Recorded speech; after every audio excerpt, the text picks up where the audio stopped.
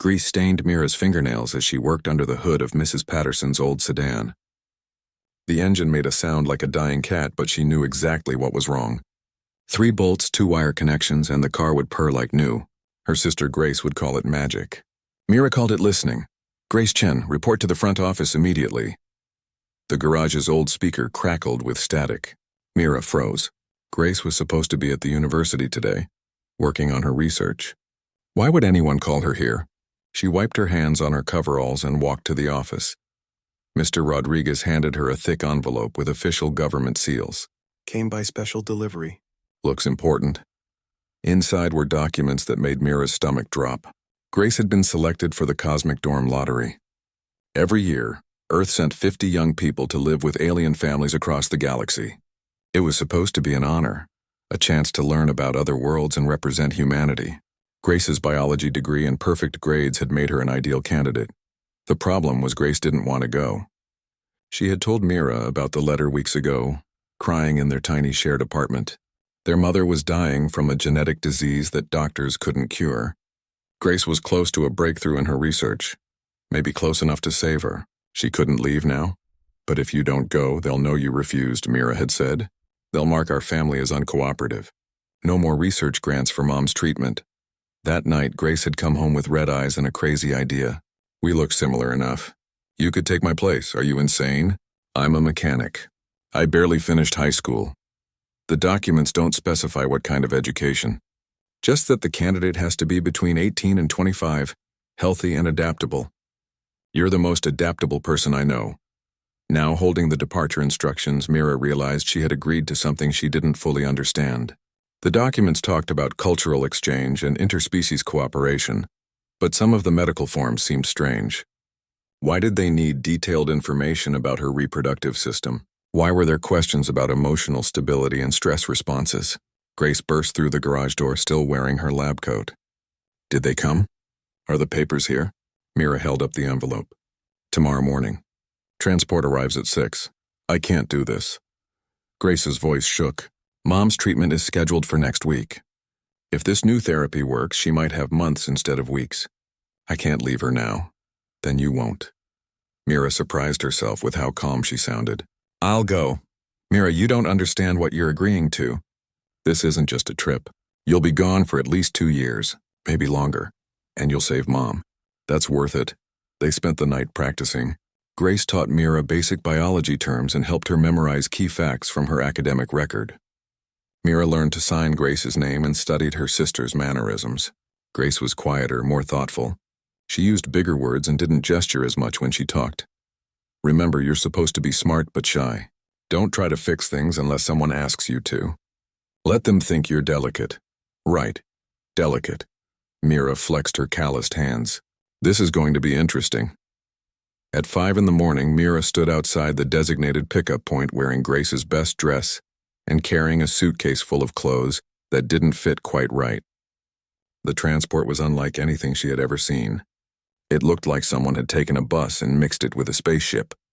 The hull was smooth and silver with no visible wheels or engines. A tall woman in a blue uniform checked names against a tablet. "Grace Chen?" "That's me."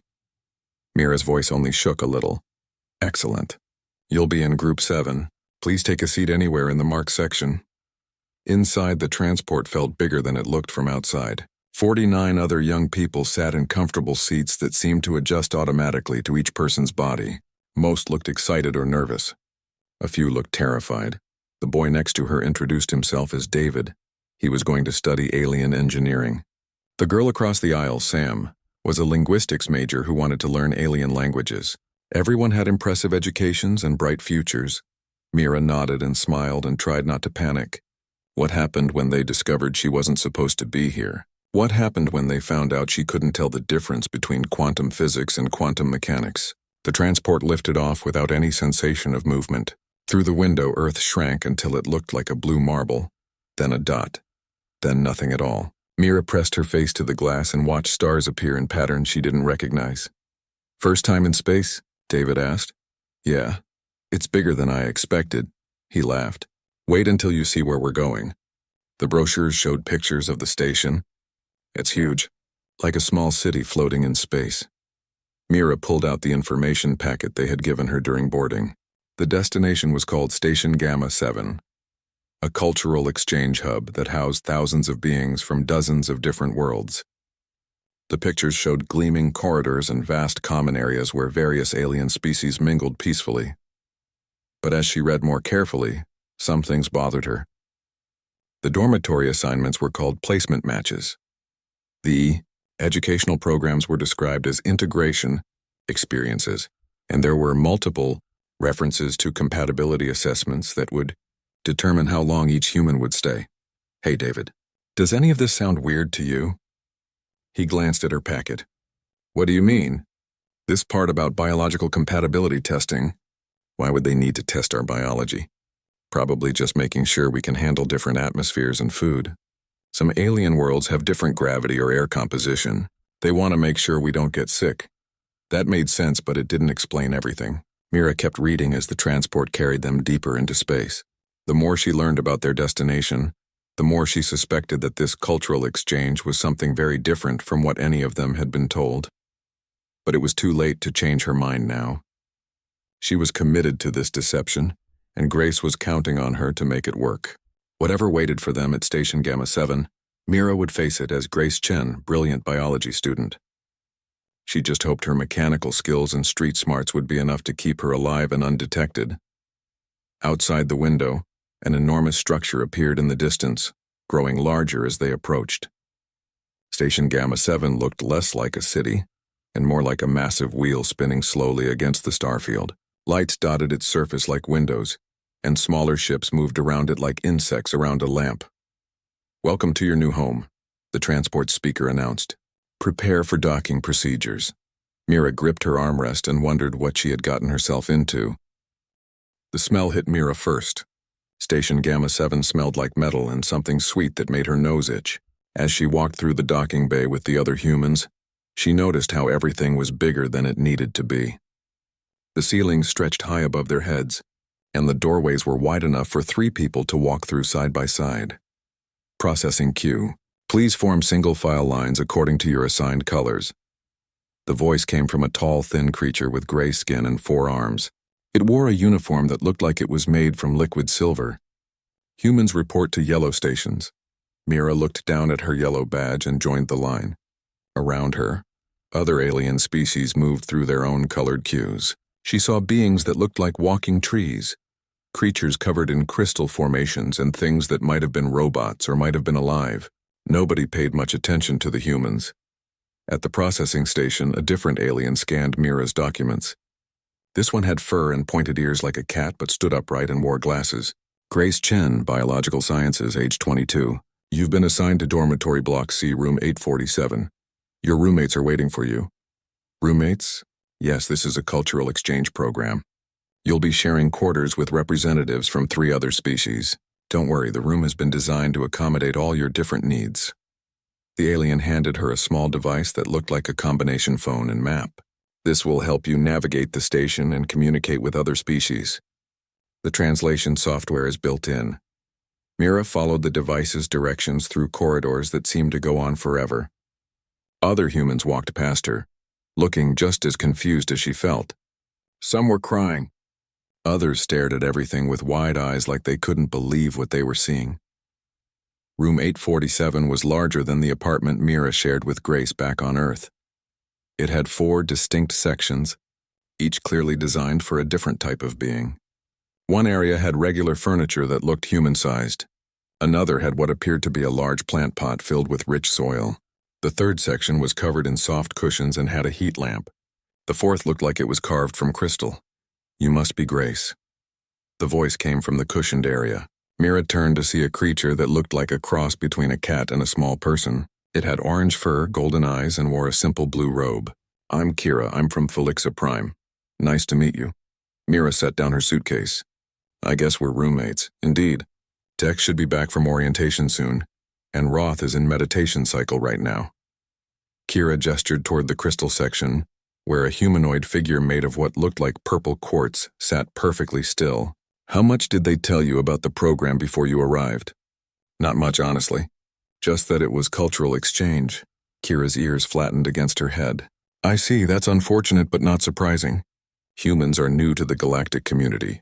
Your species tends to react poorly to complete information. Before Mira could ask what that meant, the door opened and someone walked in carrying a tray of food. At first, Mira thought it was another human, then realized the person was green and had leaves growing from their skin. Ah, our human has arrived. The plant person set down the tray and extended a hand. I'm Dex from the Verdanian Collective. Welcome to Station Gamma 7. Thanks. I'm Grace. Mira shook the offered hand, surprised by how warm and soft it felt. Can I ask you something? What did Kira mean about humans reacting poorly to information? Dex and Kira exchanged glances. Perhaps you should sit down, Dex said gently. That bad? The Cosmic Dorm Lottery isn't exactly what your government believes it to be, Kira explained. Your leaders think they're sending cultural ambassadors. The Galactic Council sees it differently. How differently? You're here to be evaluated as potential companions for other species, Dex said. The cultural exchange part is real, but it's secondary. The primary purpose is to assess human compatibility for long-term partnerships. Mira felt cold. Partnerships? Mating partnerships, the crystal being said suddenly. Roth's voice sounded like wind chimes. Humans are considered an exotic species with interesting reproductive potential. Your emotional range and adaptability make you valuable for cross-species companionship programs. You mean we're here to be bred like animals? More like prized pets, Kira said softly. Most species in the galaxy are highly specialized. We evolved for specific environments and tend to be very logical in our thinking. Humans are different. You're adaptable and emotional in ways that fascinate other species.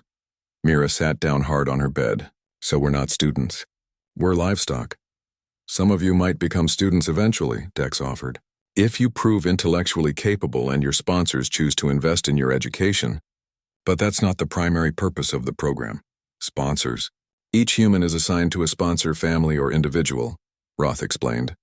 They provide for your needs and in return receive companionship and eventually offspring if the pairing is successful. What if we refuse? The contracts your government signed are very specific, Kira said. Humans who refuse to participate are considered defective and are sent to work colonies. The ones who do participate might eventually earn enough status to return to Earth or bring family members to join them. Mira thought about Grace back home, working desperately to save their mother. How long do people usually stay? It varies. Some humans adapt well and choose to make permanent homes here. Others struggle with the transition and are reassigned to less desirable positions. A few earn enough favor with their sponsors to negotiate better terms. And if we try to escape, where would you go? Dex asked gently. Earth is very far away, and most humans don't understand galactic navigation or technology well enough to steal ships. Mira walked to the window and looked out at the massive station spinning around them. Thousands of beings lived and worked here, representing dozens of different species. Humans were just one small group among many, and apparently not a very important one. But as she watched the activity in the corridors below, Mira noticed something interesting. The aliens moved in predictable patterns, following clear routes and schedules. Everything seemed organized and efficient. Maybe too organized. Can I ask you all something? How long have you been here? 6 months, Kira said. I was sent to learn about other species before returning to serve in my clan's diplomatic corps. 8 months, Dex replied. I'm studying agricultural techniques to improve food production on my homeworld. 2 years, Roth chimed. I am here voluntarily to experience different forms of consciousness and emotion. So you all chose to come here? You weren't tricked into it? Not exactly tricked, Kira said carefully, but not given complete information either. Most species don't fully understand what they're agreeing to until they arrive. Mira nodded slowly. If all the species were being manipulated to some degree, then maybe the humans weren't as powerless as they seemed. Maybe there were ways to work within the system or even change it. When do I meet my sponsor? Tomorrow morning, Dex said. You'll have an orientation session first, then compatibility testing, then introduction to your assigned sponsor. Any advice? Her 3 roommates looked at each other again. Be yourself, but be careful, Kira finally said. Some sponsors are kind and treat their companions well. Others see you as property. Until you know which kind you've been assigned to, don't reveal too much about your capabilities or interests. Capabilities? Humans are considered primitive but potentially useful, Roth explained. If you demonstrate too much intelligence or skill too quickly, you might be reassigned to work details instead of companionship programs. Mira almost laughed. After years of fixing cars and improvising solutions to mechanical problems, pretending to be helpless might be harder than pretending to be smart. I think I can manage that, she said. That night, lying in her assigned bed and listening to the strange sounds of an alien space station, Mira made plans. She would play the role of Grace Chen, sheltered biology student. She would be curious but not too clever, helpful but not too skilled. And while she learned about her new situation, she would look for opportunities. Her mechanical instincts told her that any system this complex had to have weaknesses. She just needed to find them. Admiral Nex looked like someone had crossed a lizard with a bodybuilder. His scales were dark green with gold markings, and when he spoke, Mira could see rows of sharp teeth. He stood nearly 8 feet tall and wore a military uniform covered in medals and rank insignia. So you are the human female Grace Chen. His voice rumbled like distant thunder. Your file indicates expertise in biological sciences. Mira nodded, trying to look nervous and impressed rather than terrified. Yes, sir. I studied cellular biology and genetics. Excellent. I have need of someone with your background. My personal transport has been malfunctioning, and my regular technicians cannot determine the cause. Perhaps your biological perspective will provide insights they have missed. That wasn't what Mira had expected. She had been prepared for questions about her interests or compatibility tests. You want me to look at a broken ship? The transport incorporates living components in its navigation and life support systems. Biomechanical hybrid technology. Your species' adaptability might allow you to understand the interface better than purely technological beings. Admiral Nex led her through corridors that were clearly in the military section of the station. Everything was larger and more heavily armored than the civilian areas. Guards at various checkpoints saluted the Admiral and stared curiously at Mira. The hangar where his ship was docked looked like it could hold a dozen vehicles. The Admiral's personal transport was sleek and black, about the size of a small airplane. It was beautiful in a dangerous way, like a weapon disguised as art. The problem began 3 days ago, Admiral Nex explained as they approached the ship. Navigation systems respond slowly. Life support fluctuates unpredictably. The biomechanical interface seems to be rejecting input commands. 2 technicians stood near the ship's open access panels. They looked like walking stick insects, all thin limbs and angular joints. When they saw Admiral Nex, they clicked and chittered in what Mira's translation device interpreted as formal military reports. Admiral, we have completed full diagnostic cycles. All mechanical components function within normal parameters. The biological components show no signs of disease or damage. Yet the integration systems continue to malfunction. Mira walked around the ship looking at the open panels. She could see where biological components had been grown into mechanical systems. It looked like someone had convinced a plant to become part of a computer. The living parts pulsed gently with their own rhythm, while the mechanical parts hummed with electrical activity. Can I touch it? The technicians looked alarmed, but Admiral Nex nodded. Proceed carefully. The biomechanical interface can be sensitive to foreign contact. Mira placed her hand on one of the biological components. It felt warm and slightly damp, like touching the bark of a living tree. Under her palm, she could feel a steady pulse that didn't quite match the electrical rhythms of the mechanical parts. How long have these biological components been installed? They were grown into the ship during construction 2 years ago, one technician replied. And the ship has been working fine until 3 days ago? Correct. Mira moved to another panel and touched a different biomechanical interface. The pulse was different here, faster and more erratic. Admiral, has anything changed in your routine recently? Different routes, different schedules, different stress levels? I fail to see how my personal schedule could affect ship systems. Humor me. What was different 3 days ago? Admiral Nex thought for a moment. 3 days ago, I received news that my primary rival for promotion had been killed in battle. This improved my position significantly within the military hierarchy. Were you happy about that news? Satisfaction would be an appropriate description.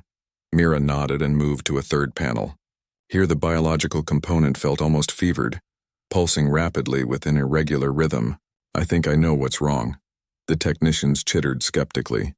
Human. These systems are far beyond your species' technological capabilities. What could you possibly diagnose that we have missed? You're thinking like engineers. But these aren't just machines. They're living things that have been taught to work like machines. She turned to Admiral Nex. Sir, when you're stressed or excited, does your heart rate change? Of course. All biological beings experience physiological responses to emotional states. Right. So 3 days ago, you got really good news. You were probably excited, maybe relieved, possibly proud. Your body chemistry changed, and every time you've been in this ship since then, the biological components have been sensing those changes. I do not understand. The biomechanical interfaces are trying to match your emotional state. When you're excited, they get excited. When your heart rate increases, their pulse rate increases. But they're still supposed to run navigation and life support systems at steady, predictable rates. Mira gestured to the panels. They're basically having anxiety attacks because they can't figure out how to be excited and calm at the same time. The technicians looked at each other, then began rapidly accessing diagnostic systems. After several minutes of chittering conversation, they turned back to Admiral Nex. The human's analysis appears to be correct. Biomechanical stress indicators are elevated throughout the ship's living systems. Emotional resonance feedback is creating systematic irregularities. How do we fix it? Admiral Nex asked. Mira grinned. This was exactly like troubleshooting an engine that was getting mixed signals from its sensors. We need to teach the biomechanical interface to filter your emotional input. Either that, or we need to give you some time to calm down so your normal baseline can reset. I am perfectly calm. No offense, sir, but you're still excited about your promotion. Your body chemistry is still running hot. These biological components are probably designed to bond with their primary user, which means they're trying to sync with your emotional state even when it's not appropriate.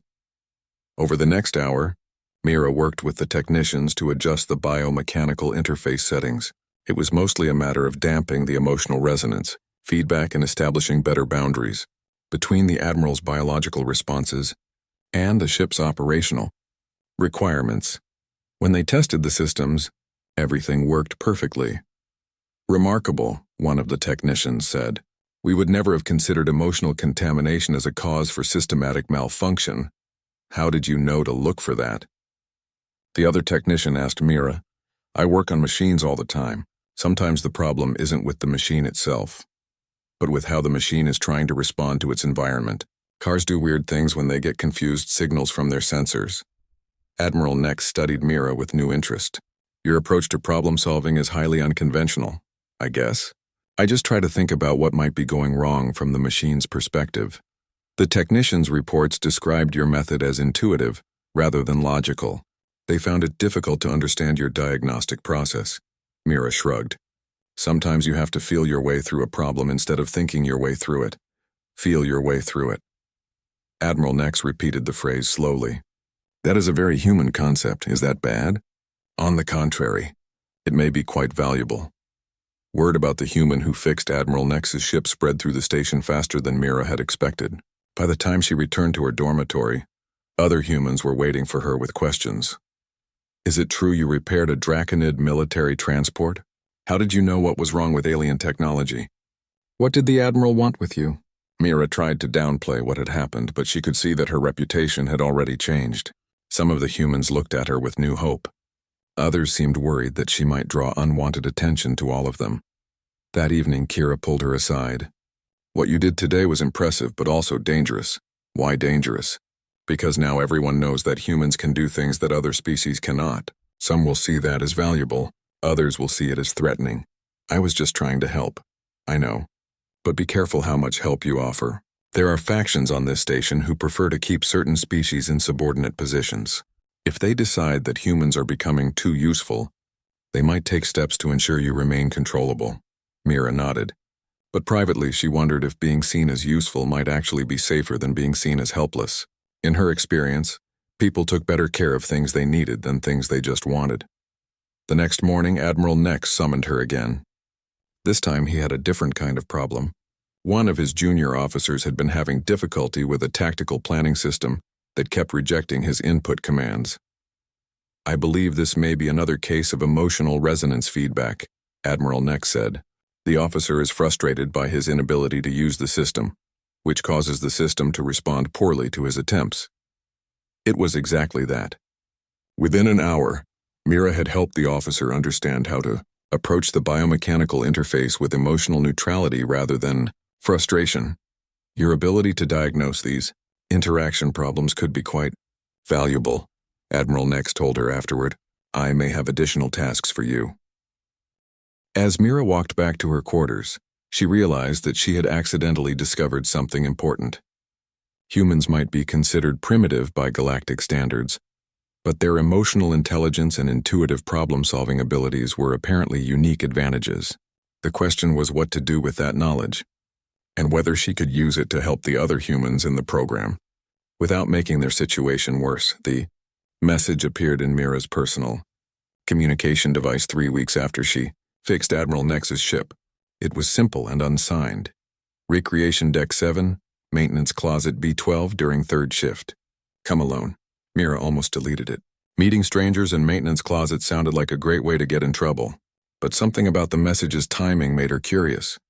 She had been quietly helping other humans with their sponsor problems, showing them how to use emotional intelligence to better understand their alien companions. Word was spreading and apparently someone had noticed. The recreation deck during 3rd shift was nearly empty. Most of the station's inhabitants followed predictable sleep cycles, leaving only essential personnel and insomniacs wandering the common areas. Maintenance Closet B12 was tucked away behind the exercise equipment, dark and cramped. You came. The voice belonged to a human woman about Mira's age with short dark hair and nervous eyes. I'm Lisa, I've been here for 4 months. I'm Grace. Mira still used her sister's name automatically. Who told you to contact me? David, from the transport? He said you helped him figure out why his sponsor kept getting angry during their cultural exchange sessions. Mira remembered. David's sponsor was a logical, methodical being who couldn't understand why David asked so many questions. Mira had explained that humans learn through curiosity and interaction, not just through data transfer. Once the sponsor understood that David's questions were how he processed information, rather than challenges to authority, their sessions had improved dramatically. David talks too much, Mira said. Maybe, but he's not wrong about you being able to help. Lisa looked around nervously. Can I trust you? Depends what you need. I need to get out of here. My sponsor. He's not violent, but he treats me like a pet. He makes me wear specific clothes, controls what I eat, decides when I can leave his quarters. I'm going crazy. Did you talk to the station administrators? They said adjusting to new cultural expectations takes time. They gave me some medication to help with anxiety and told me to be more patient with my sponsor's customs. Mira frowned. What kind of customs require controlling someone's diet and clothing? The kind where humans are considered property. Lisa's voice was bitter. Look, I know you're doing well with your sponsor. Admiral Nex treats you like a valued consultant. But not all of us got lucky. How many others are having problems? Most of us. Some are handling it better than others. But nobody's really happy here except maybe 3 or 4 people who genuinely fell in love with their sponsors. Lisa pulled out a small tablet and showed Mira a list of names. These are humans who would be willing to meet if you think you can help. But we have to be careful. There are rules about humans gathering in groups larger than 5 without supervision. Why? They're worried about us organizing resistance movements or planning escapes. Apparently some other species have tried that in the past. Mira studied the list. She recognized most of the names from the transport. What exactly do you want me to do? Help us figure out how to make our situations better. You seem to understand how aliens think. Maybe you can teach us how to manage our sponsors more effectively. I'm not a psychologist, Lisa. I just pay attention to how systems work. That's exactly what we need. These aliens, they're like systems too, right? Predictable patterns, logical responses. If we can understand the patterns, maybe we can work within them instead of being victims of them. Over the next hour, Lisa told Mira about the problems various humans were facing. Some sponsors were controlling and possessive. Others were distant and treated their humans like interesting experiments.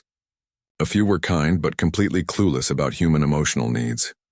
The worst part is that we're not supposed to complain, Lisa said. If we report problems, the administrators assume we're just having trouble adjusting. If we ask for new sponsor assignments, they mark us as difficult and send us to work details instead. What kind of work details? Maintenance, food service, cleaning. Basically servant positions with no chance of advancement or education opportunities. Mira realized that she had been incredibly lucky with Admiral Nex. His military background made him direct and practical, and her ability to solve technical problems had given her immediate value. Most of the other humans didn't have specialized skills that their sponsors recognized or needed. "I might be able to help," Mira said finally, "but not the way you're thinking. Instead of trying to manage your sponsors, we need to change how you're perceived on the station." "What do you mean?" "Right now, humans are seen as exotic pets or breeding stock. But what if we could demonstrate that humans have practical value beyond companionship? What if we could make ourselves indispensable?" Lisa looked skeptical. "How?" "By being better at things than anyone expects us to be. By solving problems that other species can't solve. By making the aliens need us instead of just wanting us." "That sounds dangerous. What if they decide we're too useful to ever let go? What if they decide we're too valuable to mistreat?" They talked for another 30 minutes, and by the end of their conversation, Mira had agreed to meet with small groups of humans to share what she had learned about understanding and working with alien psychology. Nothing formal. Nothing that would look like organized resistance. Just informal conversations about cultural adaptation. The first meeting happened 3 days later in Lisa's quarters. Her sponsor was away on business, giving them privacy to talk. 5 humans showed up, all looking nervous and desperate. Mira started with basics. Aliens aren't evil or deliberately cruel. They're just different. Most of them think in very logical, predictable ways. They have trouble understanding emotional responses or intuitive decision-making because those aren't parts of their mental processes. "So, how do we work with that?" asked one of the humans, a man named Peter whose sponsor kept trying to cure him of what they saw as mental instability. "Stop trying to explain your emotions and start demonstrating your capabilities. Show them what you can do, not how you feel." Over the next hour, Mira taught them techniques she had learned from working with Admiral Nex. How to present problems in terms aliens could understand. How to offer solutions that made logical sense even when they came from intuitive insights. How to position themselves as valuable resources rather than emotional burdens. "The key is to make them think that understanding you better will benefit them," Mira explained. "Don't ask for better treatment because you deserve it. Show them that treating you better will get them better results." The group met twice more over the following weeks, and word continued to spread. More humans asked to join the conversations. But Mira was careful to keep the group small and informal. She had noticed increased security patrols in areas where humans gathered, and she didn't want to attract official attention. During one of her regular sessions with Admiral Nex, he mentioned something that made her realize they were already being watched.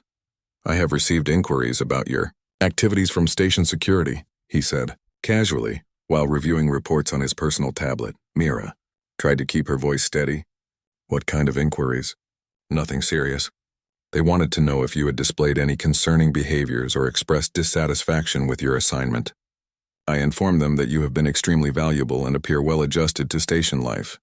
"Thank you, sir. However, I would suggest being cautious about your interactions with other humans. Some administrators are concerned about the formation of what they call cultural resistance networks. I'm just talking to people from my homeworld." "Is that not allowed?" "It is allowed but monitored. The concern is that humans might develop unrealistic expectations about their positions here or begin planning disruptive activities."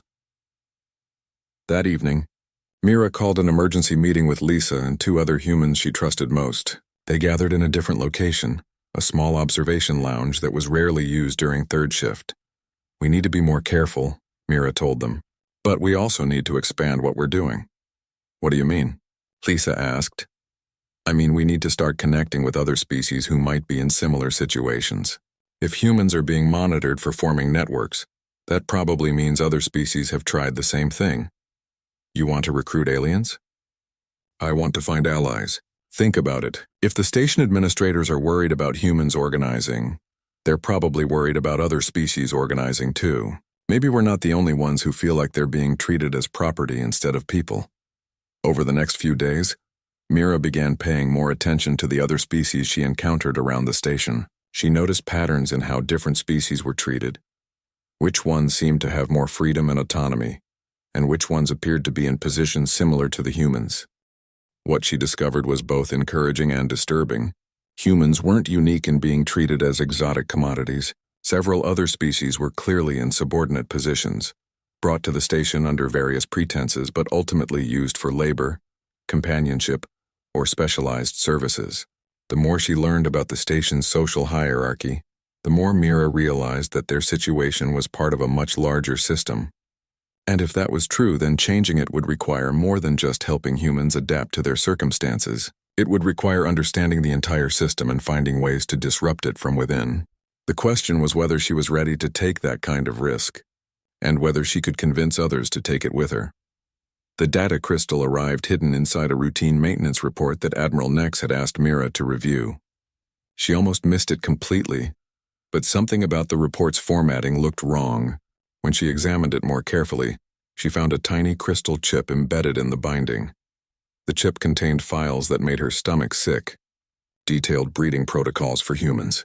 Genetic compatibility charts showing which human traits were most desirable for cross-species reproduction. Long-term plans for establishing human breeding colonies on 12 different worlds, and worst of all, communications between Earth's government officials and Galactic Council representatives that proved Earth's leaders knew exactly what they were sending their young people into. Her hand shook as she read message after message discussing humans as a renewable resource and debating the most efficient methods for harvesting viable specimens. The cultural exchange program was completely fake.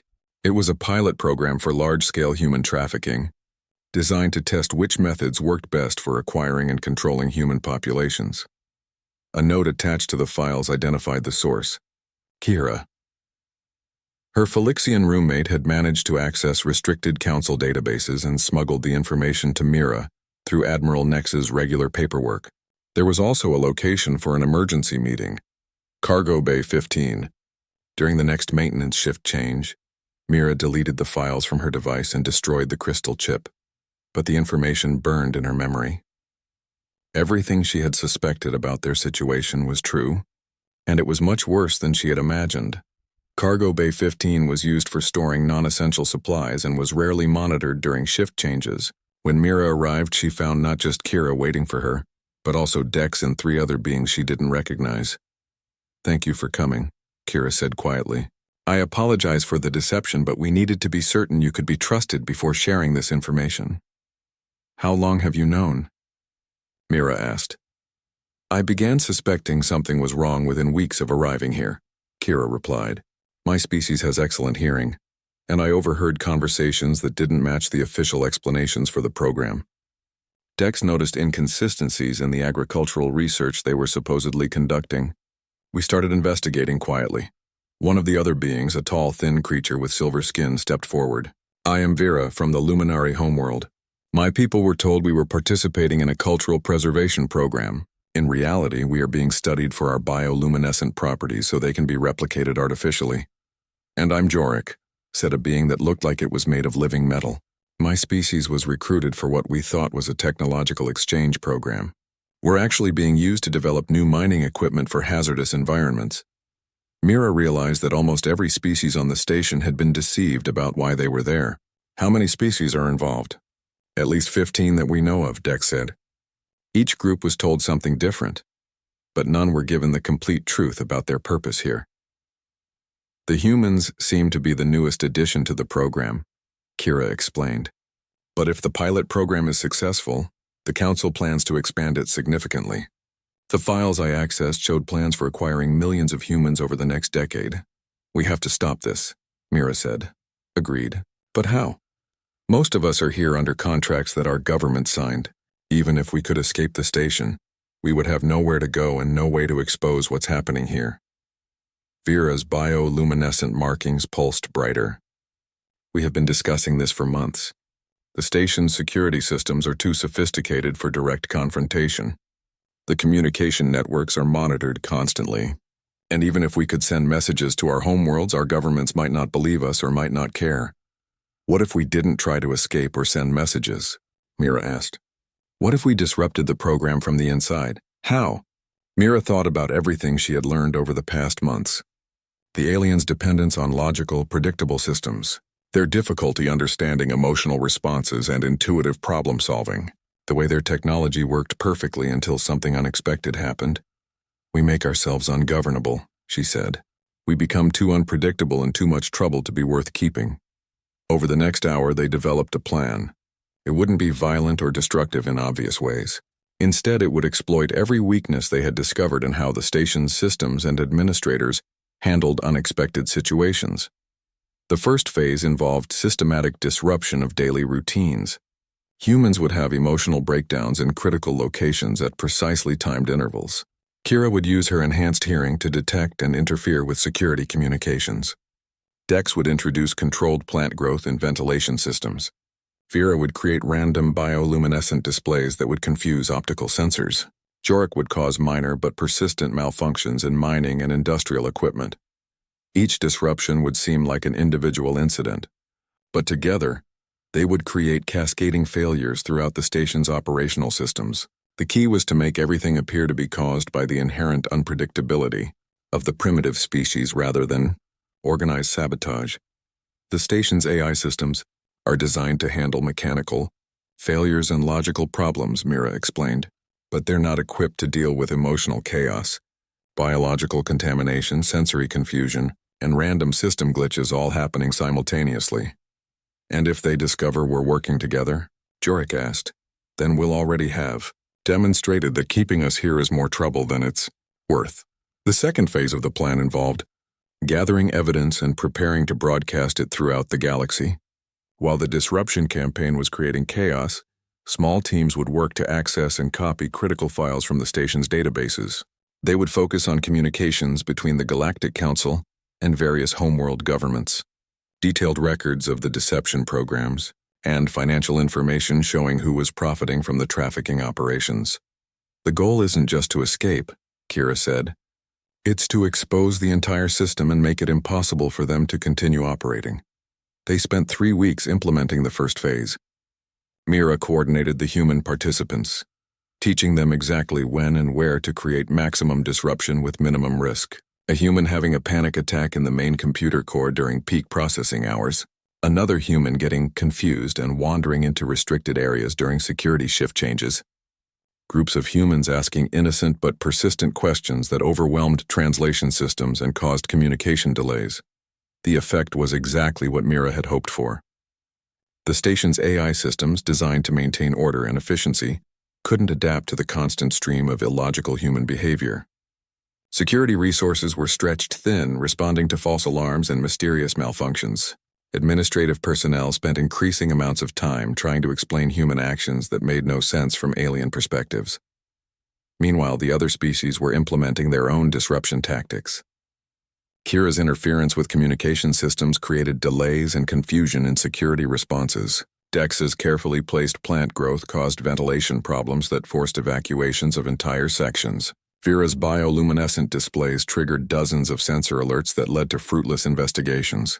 Jorik's equipment malfunctions cascaded through industrial systems, causing production delays and safety concerns.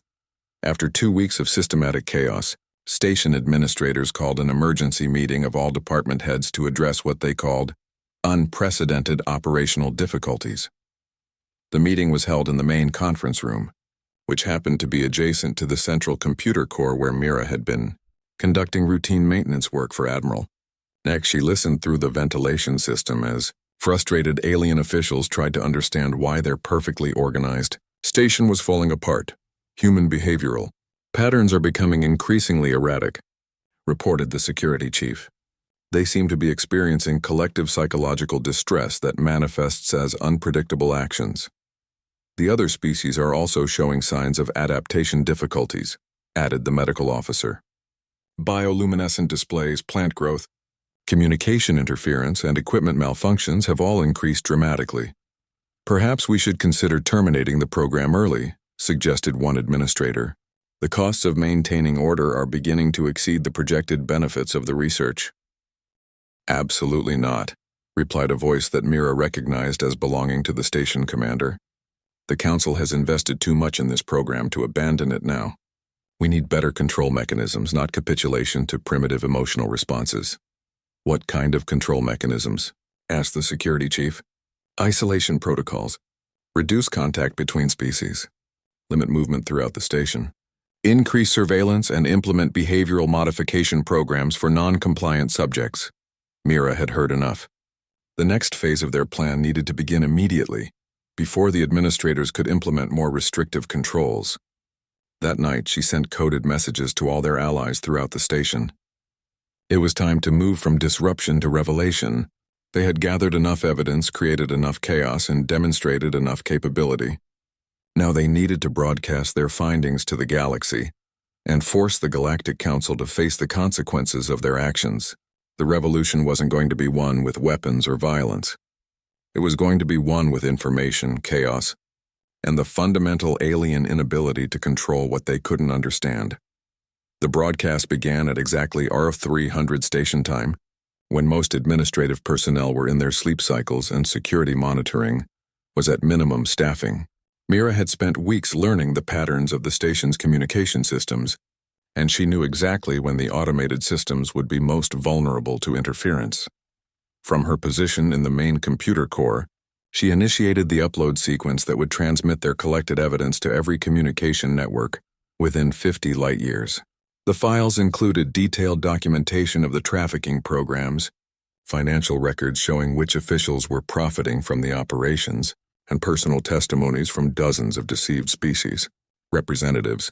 But the most damaging part of the broadcast was the collection of internal communications between Galactic Council members discussing the various species like livestock, messages debating which human genetic traits were most valuable for breeding programs, conversations about expanding similar operations to include other primitive species, financial projections treating sentient beings as renewable resources to be harvested and managed.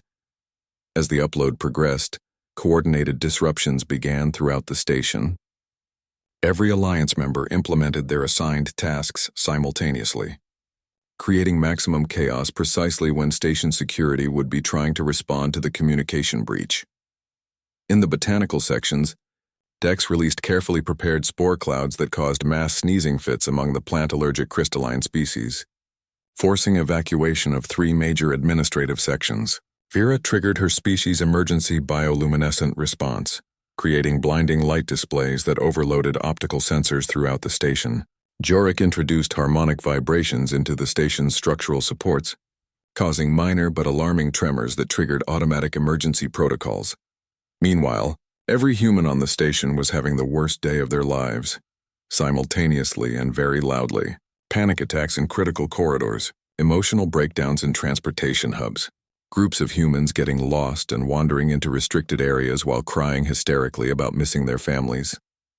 The station's AI systems, already stressed by weeks of unexpected behavior, finally began failing under the combined assault of biological contamination, sensory overload, structural anomalies, and human emotional chaos. Emergency protocols activated and deactivated randomly. Security systems locked down sections that needed to remain accessible, while leaving restricted areas completely unguarded. Communication networks crashed and rebooted repeatedly, amplifying the broadcast signal every time they came back online. Admiral Nex found Mira in the computer core 40 minutes after the broadcast began. By that time, the evidence files had been transmitted to hundreds of worlds and were being retransmitted faster than they could be blocked or deleted. "I assume you are responsible for this," he said calmly. Mira looked up from the console where she was monitoring the upload progress. "Yes, sir. The station is in complete chaos. 3 governments have already sent emergency diplomatic communications demanding explanations. The Galactic Council is frantically trying to contain the information you have released." "Good." Admiral Nex studied her for a long moment. "You have destroyed everything, you realize. The cultural exchange programs, the research initiatives, the careful diplomatic relationships that took decades to establish. We've exposed a slavery operation disguised as cultural exchange. The diplomatic relationships were built on lies. And what do you propose happens now? You cannot simply tear down existing systems without offering alternatives." Mira had been thinking about that question for weeks. "We propose actual cultural exchange. Real cooperation between species based on mutual respect and shared benefits. Programs where everyone knows exactly what they're agreeing to and has the right to leave if things don't work out. The Council will never accept such terms. Too many powerful interests profit from the current arrangements." Then maybe it's time for new leadership. Over the next several hours, the situation throughout the galaxy escalated rapidly. The evidence broadcast had reached major population centers on dozens of worlds, sparking protests and demands for government investigations. Several species that had been participating in exchange programs discovered their people were being deceived and exploited. Public outrage forced emergency sessions of various planetary governments. On the station itself, the systematic chaos continued as planned. But something unexpected began happening as well. Individual aliens started approaching the Alliance members with offers of support. Low-ranking security personnel who were tired of enforcing unjust policies. Administrative workers who had been uncomfortable with the deception but afraid to speak out. Even some sponsors who genuinely cared about their assigned companions and were horrified to learn the truth about the program. The revolution was spreading beyond the Alliance members to include sympathetic aliens who had been complicit only through ignorance or fear. By the end of the second day, Station Gamma 7 was effectively under the control of the allied species and their supporters. The remaining hardline administrators had locked themselves in the command center and were desperately trying to maintain communication with the Galactic Council, but they no longer had any real authority over station operations. More importantly, the political situation throughout the galaxy was shifting rapidly. The evidence broadcast had triggered investigations on multiple worlds, revealing that the trafficking programs were more extensive than anyone had realized. Governments that had believed they were participating in legitimate exchanges discovered they had been unknowingly selling their citizens. Public opinion was turning strongly against the Galactic Council and demanding fundamental changes to interspecies relations. 3 days after the broadcast, a fleet of ships arrived at Station Gamma 7, but instead of carrying reinforcements for the Council, they brought diplomatic delegations from 15 different worlds that wanted to negotiate new agreements based on the principles the Alliance had proposed. Admiral Nex, who had been quietly supporting the Alliance once he understood the full scope of the deception, served as an intermediary between the delegations and the station occupiers. The negotiations took place in the main conference room where administrators had planned to implement harsher control measures just days earlier.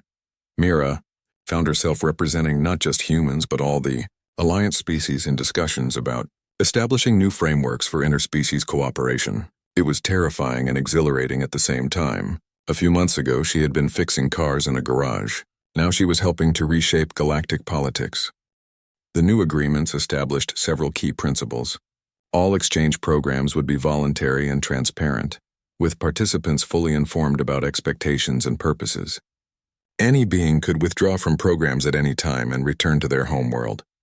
No species would be treated as subordinate or primitive, regardless of their technological development level, and most importantly, economic exploitation of any sentient species would be considered a crime under galactic law. The negotiations also revealed something that surprised everyone involved. Each species brought unique capabilities and perspectives that could benefit the others, but only when those contributions were recognized and valued rather than exploited. Humans offered emotional intelligence and creative problem-solving. The Felixians provided enhanced sensory abilities and communication skills. The Verdanians contributed biological expertise and environmental management. The Luminari shared advanced energy technologies. The metallic species offered engineering innovations. When these abilities were combined through genuine cooperation, rather than forced through subordination, the results were far more impressive than anything the old system had achieved. 6 months later, Mira stood in the observation deck of a new type of space station, one designed collaboratively by representatives from dozens of species. Instead of the rigid hierarchies and controlled populations of Station Gamma 7, this facility operated as a true cultural and scientific exchange center where beings came voluntarily to learn from each other. Admiral Nex, who had been promoted to oversee interspecies military cooperation, joined her at the viewing window. "Do you ever regret what you did?" "No, do you?" "I regret that it took so long for someone to challenge the system. My people spent centuries believing that might makes right, that superior technology justified dominance over other species. You taught us that intelligence and capability come in many forms. I didn't teach you anything. I just made enough noise that you couldn't ignore what you already knew was wrong. Perhaps But it took human stubbornness and unpredictability to create that noise. Through the window, they could see ships from dozens of worlds docking at the station, families visiting their relatives who were participating in genuine exchange programs, scientists collaborating on projects that combined multiple species' expertise, students learning about different cultures with the full knowledge and support of their home governments. Mira's personal communication device chimed with an incoming message from Earth. Grace had successfully developed a treatment for their mother's condition, using research techniques she had learned from alien medical databases that were now freely shared with Earth's scientific community. Their mother was recovering, and Grace was planning to visit the station to see what Mira had accomplished. It wasn't the future that either sister had expected when Mira took Grace's place in the lottery. But it was a better future than anyone could have imagined when the deception began. The galaxy was still far from perfect.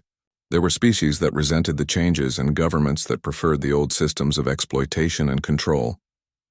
But the foundation had been established for genuine cooperation, based on mutual respect rather than dominance and subordination.